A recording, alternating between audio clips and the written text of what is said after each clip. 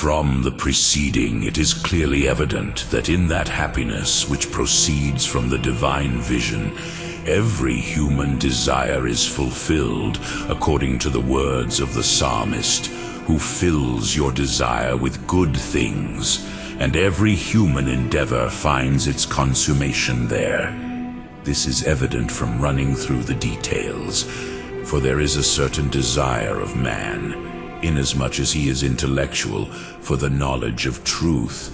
This desire indeed men pursue through the study of the contemplative life, and this will indeed be manifestly consummated in that vision, when through the vision of the first truth, all that the intellect naturally desires to know will become known to it, as appears from what has been said above. There is also a certain desire of man, according to which he has reason, by which he can dispose of inferior things, which men pursue by the study of an active and civil life. And this desire is principally for this, that the whole life of a man may be arranged according to reason, which is to live according to virtue. For the end of every virtuous person in working is the good of his own virtue, just as the strong should act bravely. And this desire will then be completely fulfilled, because the reason will be in the highest vigor, illuminated by the divine light, so that it cannot fail from the right. Civil life also results in certain goods which man needs for civil activities, as the exaltation of honor, how men become inordinately covetous, proud, and ambitious. But by that vision, men are exalted to the highest height of honor, inasmuch as they are united to God in a certain way, as was shown above.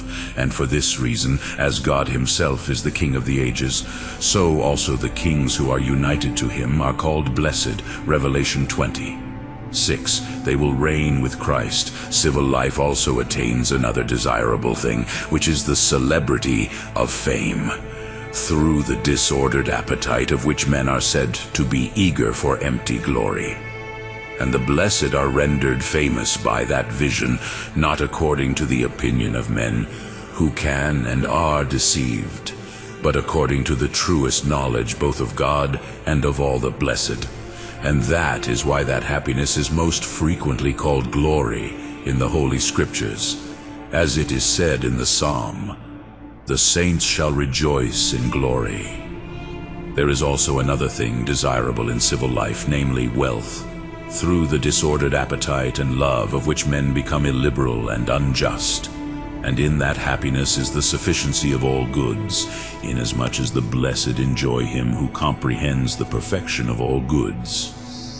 Because of this, it is called Wisdom 7:11. All good things came to me together with her. Hence it is said in the Psalm, "Glory and riches in his house." There is also a third desire of man, which is common to himself and to other animals, to enjoy pleasures, which men pursue most according to the life of pleasure. And through its intemperance men become intemperate and incontinent. Indeed, in that happiness is the most perfect delight. Indeed, that which is according to the senses, in which even brute animals can enjoy, is so much more perfect, in proportion as the understanding is higher in sense. How much more is that good in which we delight, greater than all sensible good, and more intimate, and more continually pleasing? How much more is that pleasure purer from any admixture of sadness or anxiety of something troubling, of which it is said in the Psalm, "They shall be drunken with the abundance of thy house, and thou shalt make them drink of the torrent of thy pleasure." There is also a natural desire common to all things, by which they desire the preservation of themselves as far as is possible, by the immoderation of which men are rendered timid and spare themselves too much from their labors. This desire will then be completely fulfilled when the blessed will follow a perfect eternity, safe from all harm, according to Isaiah 49:10 and Revelation 21. They shall neither hunger nor thirst any more, nor shall the sun fall upon them, nor any heat. Thus it is clear that through the divine vision, the intellectual substance achieves true happiness, in which desires are completely put to rest, and in which there is a full sufficiency of all goods, which, according to Aristotle, is required for happiness.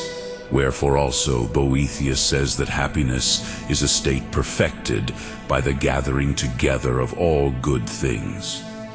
But there is nothing so similar to this ultimate and perfect happiness in this life as the life of those who contemplate the truth according to what is possible in this life. And therefore the philosophers, who could not have full knowledge of that ultimate happiness, placed the ultimate happiness of man in the contemplation of what is possible in this life. Because of this also, among other lives, in the divine scriptures a more contemplative is recommended, saying to the Lord, Luke 10:42, Mary chose the best part, that is the contemplation of the truth, which will not be taken away from her.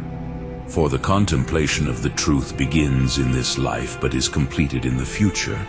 Indeed, an active and civil life does not transcend the limits of this life.